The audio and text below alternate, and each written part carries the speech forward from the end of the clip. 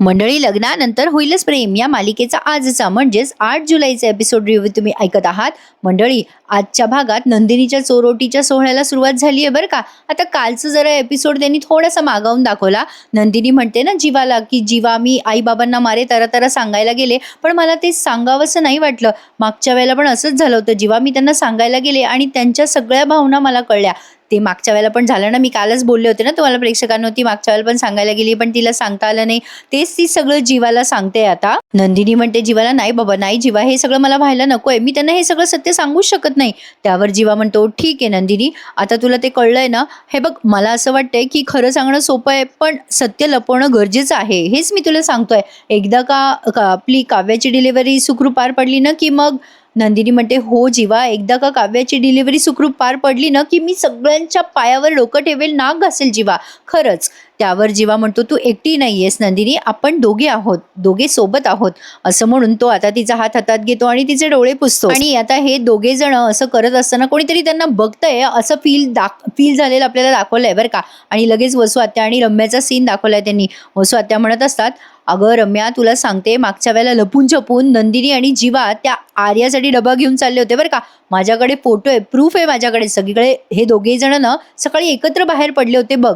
आता वसू आत्या जेव्हा हे सगळं सांगत असतात तेव्हा रम्या म्हणते, आई आई एक मिनिट, मी जेव्हा परत आले, नाही ते दोघे जेव्हा परत आले मी बघितलं होतं त्यांना, त्या दोघांच्या हातात डबा वगैरे काहीच नव्हता, रिकामा डबा असायला हवा ना. वसू आत्या म्हणतात एक्झॅक्टली, माझं तेच म्हणायचंय की तो डबा जर त्या दोघांसाठी होता तर तो घरी आणायला हवा होता ना त्यांनी, रिकामा डबा. ज्या अर्थी तो डबा त्यांच्या हातात नव्हता, तो डबा त्यांनी दुसऱ्या कोणासाठी तरी नेलाय. त्या दोघांचं काहीतरी चालू आहे बघ. सॉरी या प्रेक्षकांनो, आर्यासाठी नाही म्हटलं त्या कदाचित, पण मला असं ऐकू आल्यासारखं फील झालं बरं का.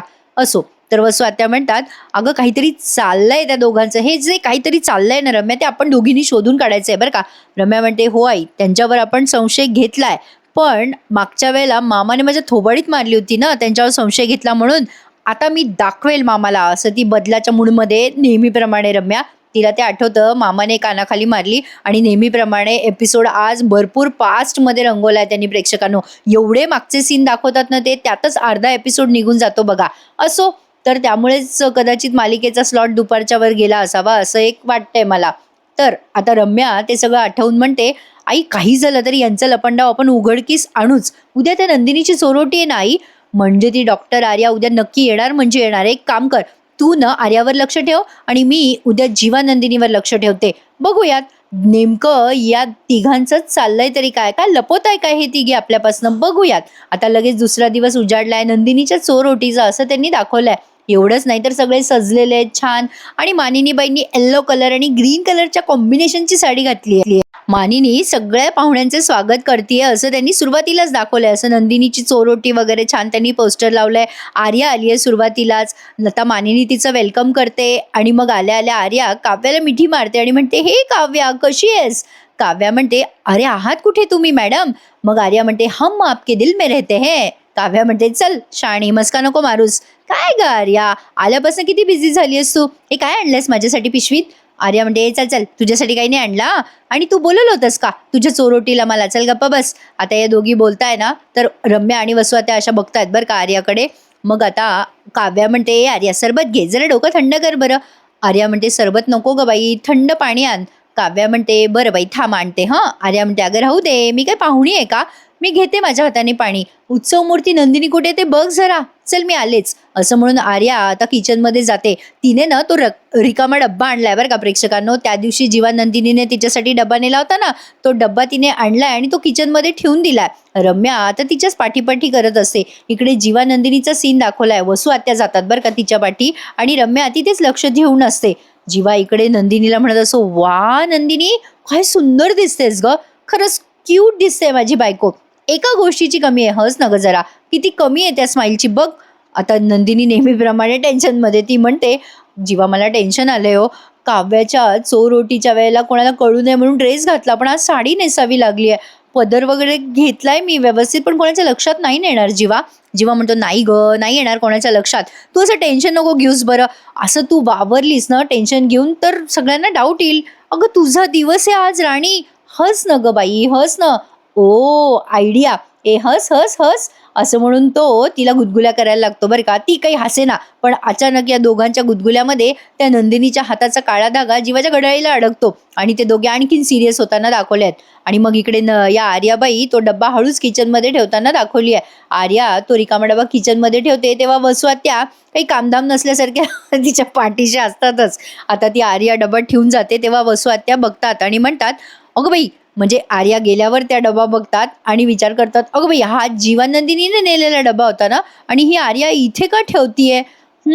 डब्बाच द्यायचा होता ना हिला, मग सगळ्यांसमोर द्यायचा असता, पण हिने असं गपचूप इथे का आणून ठेवला डबा? गार पाणी वगैरे प्यायचं म्हणाली मग अशी काव्याला, आणि इथे आली आणि डबा ठेवून गेली. काहीतरी गौड बंगाल आहे ही पोरगी, खोटं बोलते म्हणजे काहीतरी आहेच बाबा. आता वसू आत्याला डाऊट आला आणि इकडे जीवानंदिनीचा तो अडकलेला धागा दाखवलाय. मग नंदिनीला ते आठवतं की हा धागा मानिनीनेच तिला बांधलाय बाळाच्या सुरक्षिततेसाठी, तिच्या सुरक्षिततेसाठी, असं तिला आठवतं. आणि मग ती ठरवते की हा धागा आर्याच्या हातात बांधायचा, कारण यावेळेला तिला तो सीन आठवतो. त्या सीनमध्ये, म्हणजे ह्या सीनमध्ये तिने काव्याच्या हातात तो धागा बांधला होता. काव्या सुरक्षित राहिली, पण तिचं मात्र मिसकॅरेज झालं धागा काढल्यामुळे. असं एक काहीतरी तिला फिलिंग आली की चला बाबा हा धागा सुरक्षित ठेवतो बा, असं तिला काहीतरी वाटलंय नंदिनीला. आता नेहमीप्रमाणे ते मागचे सीन दाखवले आणि नंदिनी आता जीवाला सांगते सगळं त्या धाग्याबद्दल.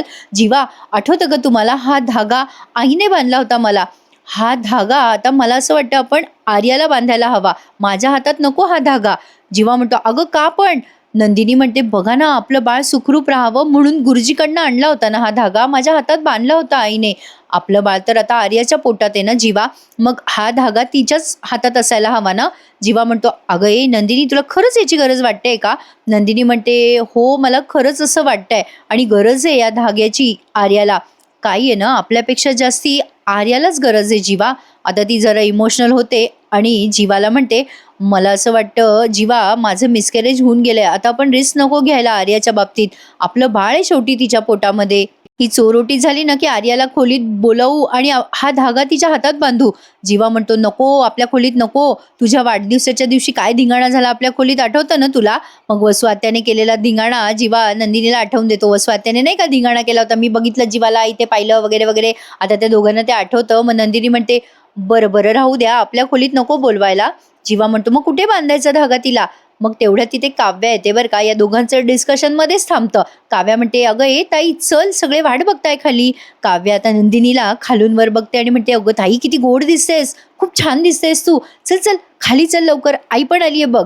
आता नंदिनी विचार करते, अरे देवा, आईला माहिती नाहीये आम्ही सरोगसी सुरू केली आहे, आणि आता आईला खरं कळलं तर काय होईल, असं नंदिनीच्या मनात विचार येतो आणि ती पुन्हा टेन्शनमध्ये असते. नंदिनी कायम टेन्शनमध्ये दाखवली आहे प्रेक्षकांनो अशा एपिसोडमध्ये अशातल्या. असो, आता नंदिनी खाली आली आहे बरं का. आता या सोहळ्याला सुरुवात झाली आहे. मानिनी शारदाताईंचं वेलकम करते आणि म्हणते, काय हो शारदाताई, मी किती चिडले माहितीये तुमच्यावर, किती दिवसांनी आलायत. काव्याच्या चोरोटीनंतर डायरेक्ट नंदिनीच्या चोरोटीला आलात. काय तुम्ही हो, पोरींना आठवण येते ना तुमची, येत जा अधूनमधून. वसू आत्या आणि रम्या पण तिथेच आहे. रम्याने जरा जास्तीच भडक मेकअप केलाय बरं का प्रेक्षकांनो. बघा, आता या शारदाताईंना आठवतं की मागच्या वेळेला त्या आल्या होत्या आणि त्यांची तब्येत बिघडली होती, कारण ते खोटं पोट वगैरे पाहिलं होतं ना त्यांनी. ते सगळं त्यांना आठवतं आणि त्यांना आता टेन्शन येतं, पण त्यांना मुलीची काळजी पण वाटते. त्या ते सगळं आठवतात आणि मनात विचार करतात, अगं बाई, बिचारी माझी नंदिनी, तिला काय काय सहन करावं लागतंय ना. कधी ते लग्नाचं ते सगळं सगळं काव्याचं, आता हे सगळं ती सुखाने सगळं दुःख सगळं सहन करत होती, सुख आले होते तिच्या आयुष्यात, पण आता हे मिसकॅरेज, आता काय होईल माझ्या पोरीचं, असं त्या काहीतरी विचार करतात मनात. त्या विचार करतात, बाई, नंदिनीचं कौतुक करावं तेवढं कमीच आहे, सगळं विसरून आज ती चोरोटीला बसलीये. तर आता मानिनी म्हणते, बघा बघा, आली नंदिनी. आता नंदिनी जेव्हा खाली येत असते तेव्हा हा जीवा तिच्याकडे बघत असतो आणि पार्थ काव्याकडे बघत असतो. दोघी बहिणी सुरेख दिसत आहे. कॉम्बिनेशन छान झालंय हा प्रेक्षकांनो. पिंक आणि ऑरेंज, मला हे कॉम्बिनेशन फार आवडतं. काव्याने ऑरेंज साडी घातली आणि नंदिनीने पिंक. साड्या छान दिसतात दोघींच्या, आणि नवरे पण मॅचिंग मॅचिंग आहेत बाबा दोघींना. जीवा आता बघतच राहतो नंदिनीकडे आणि पार्थ काव्याकडे. आता मानिनी म्हणते, अगं बाई, दृष्ट काढण्यासाठी मीठ मोहरी काढली, मी विसरलेच, मी घेऊन येते. शारदाताई म्हणतात, थांबा थांबा मानिनी ताई, मी आणते. मानिनी म्हणते, ओट्यावरच आहे बरं का. आता शारदाताई आतमध्ये जातात तेव्हा हा पार्थ काव्याला खुणवतो बरं का. आता ती काव्याला असते. आता मला सांगा प्रेक्षकांनो, चार चौघात अशा खाणाखुणा केल्यावर लोक पाहत नाही का यांच्याकडे? काही दाखवतात आपलं मालिकेत. आता मानिनीने पाहिलं ना बरोबर, मग मानिनी या दोघांना बघून हसत असते बरं का. मग पार्थ म्हणत असतो, काय सुंदर दिसते ना बायको माझी. मग जीवा पण म्हणतो, हो ना यार, माझी पण बायको खूप सुंदर दिसते यार, दिस इज टू मच. हे डायलॉग जरा विचित्रच वाटतात, पण असो, काहीतरी आपलं मनोरंजन करण्यासाठी दाखवतात. मग आता हे दोघेही हसत असतात एकमेकांच्या बायकांकडे बघून, रोमॅन्टिक होत असतात. तेव्हा मानिनी या दोघांना ओरडते आणि म्हणते, ए चला रे पोरांनो, काय चाललंय रे तुमचं? मग लगेच जीवा म्हणतो, दादा बघ ना कसं टाइमपास करतोय आई. असो, पण आता मानिनीला चोरोटीसाठी तिथे बोलवते ही सॉरी यार, माझी गडबडच होते नावामध्ये. नंदिनीला मानिनी बोलवते चोरोटीसाठी. तेवढ्यात आर्या जीवाचा हात धरते आणि त्याला बाजूला नेते बरं का. जीवा तिला म्हणतो, अरे बरं झालं आर्या तू आलीस, मला वाटलं होतं की तू येशील की नाही. अरे किती छान दिसते ना नंदिनी. आर्याला तो असं म्हणत असतो बरं का. तेव्हा आर्या म्हणते, हो नंदिनी खरंच छान दिसते. हो, स्वात्याचं आणि रम्याचं लक्ष असतं ना जीवा आणि आर्याकडे. आर्या जीवाला म्हणते, तू पण हँडसम दिसतोयस, हे घे तुझ्यासाठी फुलं आणली आहेत, सुंदर मुलासाठी सुंदर फुलं. पण जीवाचं लक्ष आर्याकडे नसतंच, जीवाचं सगळं लक्ष नंदिनीकडे असतं. आता जीवाने काय केलंय बघा, त्या बुके आणलाय ना आर्याने, त्याच्यासाठी लाल लाल गुलाबाची फुलं आहेत बरं का.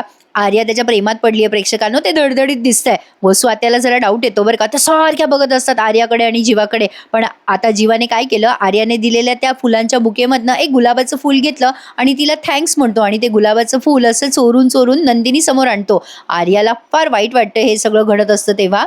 जीवा आता नंदिनीच्या जवळ जातो, तिचा हात धरतो आणि गुडघ्यावर बसून तिला हे फूल देतो गुलाबाचं. आर्याने दिलेलं गुलाबाचं फूल त्याने नंदिनीला दिलंय.